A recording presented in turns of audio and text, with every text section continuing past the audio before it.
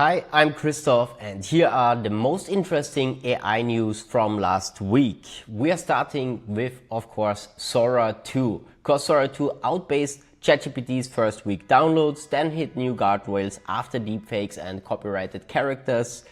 OpenAI also shipped AgentKit and apps inside ChatGPT, while Figure revealed their latest home robot that learns from you. And at the end, I will show you what's real, what's the hype, and what you can do with this information from today.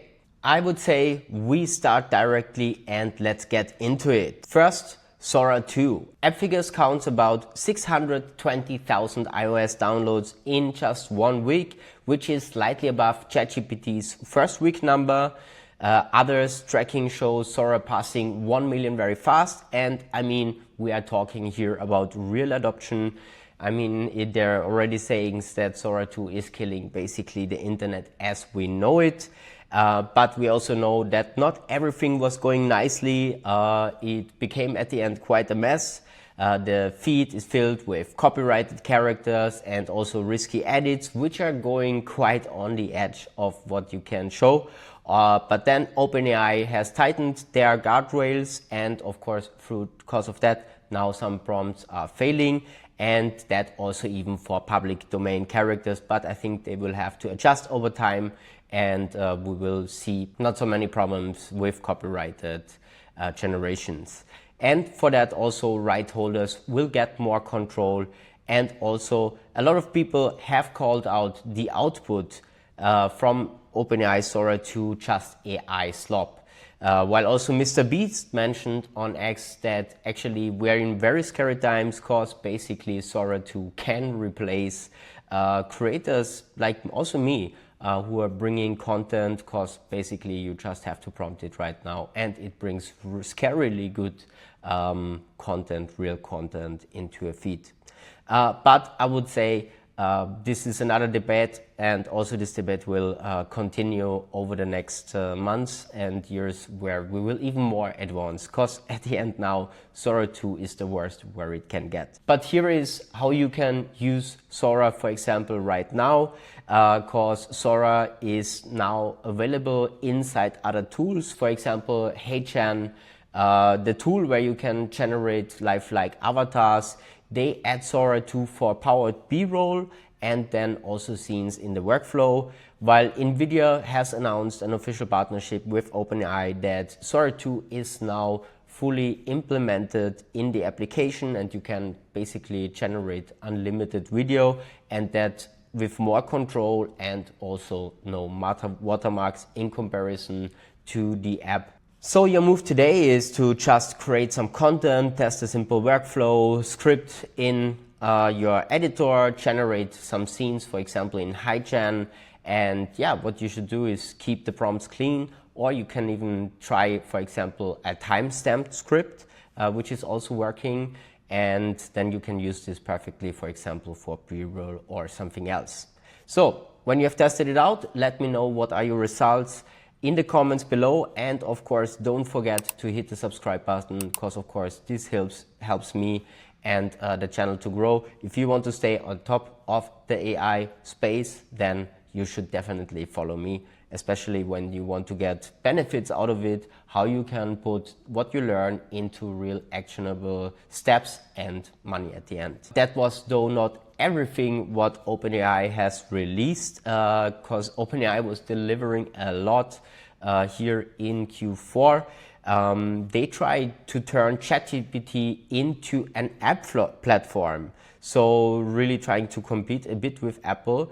It's now possible that you can basically open apps like Canva, Zillow, Spotify, Booking directly inside your chat without leaving the window. And I think in terms of user experience, it makes a lot of sense and is really a further step that you can do better actionable things directly with other applications inside your own AI application.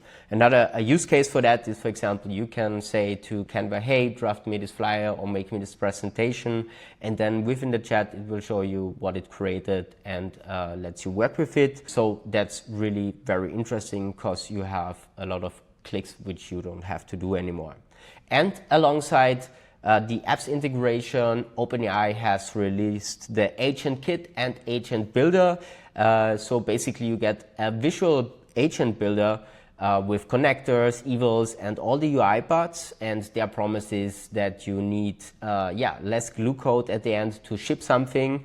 And with that, OpenAI directly competes with other major billion-dollar companies like Zapier, Make, and N8N, and also rivals directly with Google's Opal, which was released in the last months.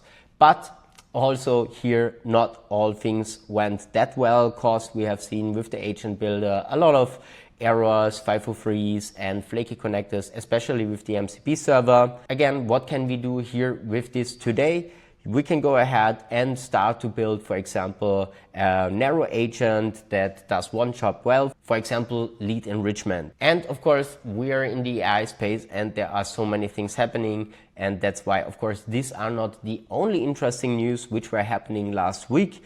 Next up, we are talking about humanoid robots, and the AI stack you pick this quarter will decide on your team speed. As you might know, I'm a big fan of humanoid robots, although I see a lot of problems in terms, for example, of privacy and so on. But there is the simple fact that the robots are coming basically, and they will be soon staying and living with us in our homes. And for that, Figure was releasing their latest generation, their third generation humanoid robot for the home. They have new tactile fingers and also a redesigned sensory suite, while they have implemented Helix AI that actually learns from human demonstrations. So the plan from the company is to really scale. We have seen Figure working with their robots at BMW's factory for 10 hours basically non-stop, and being in the production line already.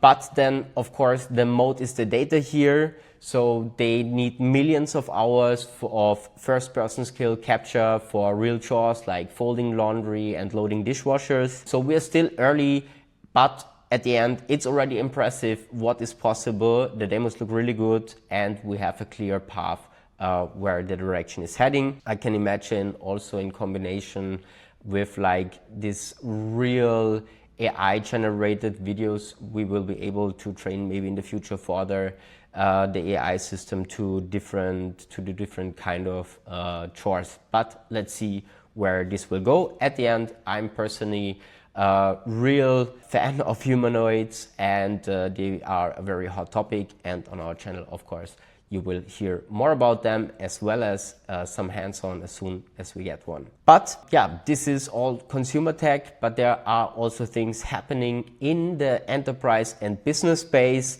where Google has launched their Gemini Enterprise, which is a single front door for AI at work. You get one chat which reaches all your files, runs agents, and also taps into latest Gemini models. The pricing there starts at $30 per month per user, and there is also a business tier below. Then on the other hand, we have also direct competition from Amazon, which answered with QuickSuite. It's an agentic workspace for research, analysis, automation, and dashboard. It connects to your data, to all your AWS services, and supports the MCP, Model Context Protocol. So agent basically can simply plug into a wide range of apps using an open standard, which I'm welcoming a lot. So there then, in addition to that announcement, AWS is shipping an AWS Knowledge MCP server, so agent can pull all the live stocks and the best practices through this new MCP server. If you're more in the business side, here's what you can do. If you are more in the Google space, you should try Google Enterprise, the Gemini version. When you're in AWS, try the QuickSuite pilot and, for example, connect with some MCP servers. I think it's very interesting where we are heading with that, and the opportunities we have inside the companies to get more efficiencies in every process. And then today we are also having a bonus news. I'm interested. This news is coming out of South Korea from Samsung. They made a tiny model, a tiny LLM, which is getting big results. So it's called the Samsung Tiny Recursive Model, short TRM, which uses only 7 million parameters, but yet it posts about 45% on ArcAGI 1 and about 8% on ArcAGI 2. And that performance beats much larger models on these tests, including OpenAI O3 Mini and Google Gemini 2.5 Pro. And I mean, we are talking there about models which are 10,000 times as big, like with its hundreds of billions of parameters. And so that means quite a lot. It gets there by drafting first the answer and then keeping a private scratchpad. Then it's refining the reasoning up to 16 supervised steps. And so it's more like about the smart design over like just the raw size. And I think it's clear, as this model is coming from a smartphone manufacturer where they intend to use the model, but I'm happy to see this development because soon we will be able to have very potent, powerful models which can just run then on our phones. Similar to, for example, Gamma 3 from Google, but they are still much, much bigger. So that's it for last week's news. I hope you enjoyed this roundup. And at the end, here a quick summary where the pattern was. We had a lot of viral consumer AI news, which are growing insanely fast, like Sora 2, but at the end then hitting the reality, clashing with the reality and the policy limits. We have a shift in in-chat apps and also agent builders.